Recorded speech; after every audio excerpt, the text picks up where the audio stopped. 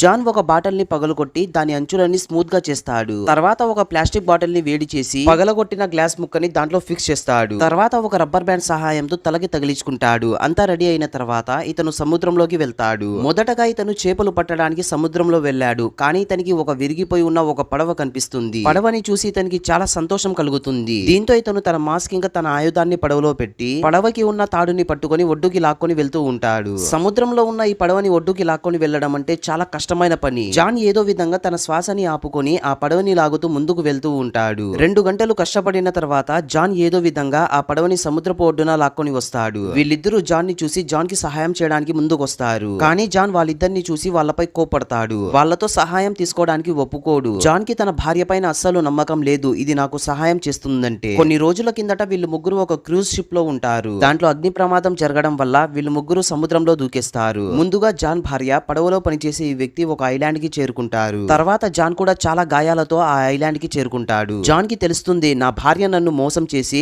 ఆ పనోడితో పడుకుందని. దీంతో ఇతను వీళ్ళతో దూరంగా ఉంటాడు. జాన్ ఇక్కడున్న చెత్త సహాయంతో ఈ పడవని రిపేర్ చేస్తాడు. విలియం ఈ దృశ్యాన్ని చూసి చాలా భయపడిపోతాడు. ఒకవేళ ఇతను ఈ పడవని తీసుకొని వెళ్లిపోతే మేమిద్దరం ఈ దీవిలోనే ఇరుక్కుంటామని. జాన్ చేపలు పట్టడానికి వెళ్ళగా విలియం జాన్ భార్యని లేపి వీళ్ళిద్దరూ ఆ పడవ సహాయంతో ఇక్కడ నుంచి పారిపోవడానికి ప్రయత్నిస్తారు. జాన్ నీళ్లలో నుంచి బయటకు రాగా వీళ్ళిద్దరూ ఇక్కడ నుంచి పారిపోవడం చూసి జాన్ కి చాలా కోపం వస్తుంది. తర్వాత జాన్ ప్రశాంతంగా కూర్చొని కొబ్బరి బొండంలో ఉన్న నీళ్ళని తాగుతూ ఉంటాడు. సముద్రం పైన ప్రయాణిస్తున్న వీళ్ళిద్దరికి జాన్ ప్రవర్తన అస్సలు అర్థం కావడం లేదు. పడవలో నీళ్లు నిండడం స్టార్ట్ అయిన తర్వాత వీళ్ళకి అర్థమవుతుంది. వీళ్ళు పడవలో వచ్చే నీళ్లను ఆపడానికి చాలా ప్రయత్నిస్తారు. కానీ వీళ్ళు ఆపలేకపోతారు. నిజానికి ఇదంతా జాన్ ప్లాన్. జాన్ ఇది తెలుసుకోవాలి అని అనుకున్నాడు. వీళ్ళిద్దరికి నా పైన కొంచెమైనా జాలి ఉందా లేదా అని. కొన్ని గంటల తర్వాత వీళ్ళిద్దరూ ఈదుకుంటూ సముద్రపు ఒడ్డున వచ్చేస్తారు. జాన్ ఒక ఈటని తీసుకుని విలియం పైన అటాక్ చేస్తాడు. దీంతో విలియం స్పృహ తప్పి నీళ్లలో పడిపోతాడు. తర్వాత జాన్ తన భార్యని కట్టేసి వార్నింగ్ ఇస్తాడు. భార్యకి ప్రెజెంట్ సిచ్యువేషన్ మంచిగా అర్థమవుతుంది. నేను ఇక్కడ ప్రాణాలతో ఉండాలి అంటే నా భర్త అవసరం నాకు చాలా ఉంది అని. దీంతో వీళ్ళు ఒక కొట్టాన్ని కట్టుకొని సంతోషంగా ఉంటారు. కొన్ని నెలల తర్వాత ఒక పడవ వీళ్ళ దీవికి వస్తుంది. జాన్ భార్య నన్ను కూడా మీతో పాటు తీసుకొని వెళ్ళండి అని చెప్తుంది. వీళ్ళు ఈమెని తీసుకొని వెళ్ళడానికి ఒప్పుకుంటారు. కానీ వీళ్లకు ఈ విషయం తెలియదు. ఈ దీవి పైన జాన్ అనే ఒక వ్యక్తి కూడా ఉన్నాడని. వీళ్ళకి ఇలా అనిపిస్తుంది